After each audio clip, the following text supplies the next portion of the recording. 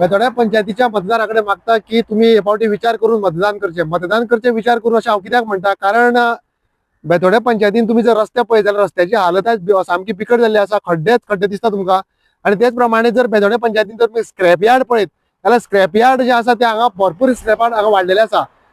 त्याच्या नंतर तुम्ही जर हांगा रस्त्याचेर बोंडबागार जर पार्किंग पळयत जाल्यार बेशिस्तपणे हांगा ट्रक पार्किंग केल्ले वयता। बोंडबागार जर तुम्ही उदकाची समस्या पळयत जाल्यार हांगा उदक हांगा तांकां शॉर्टेज जाल्लें आसा। त्याच प्रमाणे आमच्या पंचायतीचे जर तुम्ही हाऊस टॅक्साचो विषय घेत जाल्यार तो अजून पर्यंत पेंडिंग आसा। त्याच्यानंतर दुसरो जो विषय आसा तो म्हणजे आमचो गार्बेजाचो।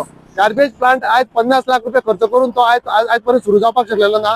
त्याच प्रमाणे जर बोरी जर तुम्ही घेत जाल्यार बोरी टॉपकॉला कडल्यान जर तुम्ही सरकारा कडेन वयतले जाल्यार तुमकां कितली मिटर लागतली ते तुम्ही पळयचे।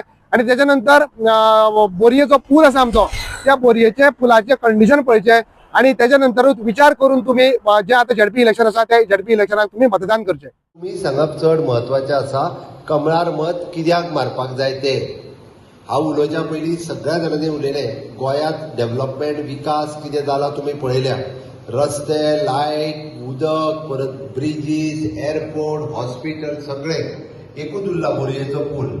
हांवें सांगलां 27च्या इलेक्शनाक वयच्या पयलीं बोरयेच्या पुलाचो फावंडेशन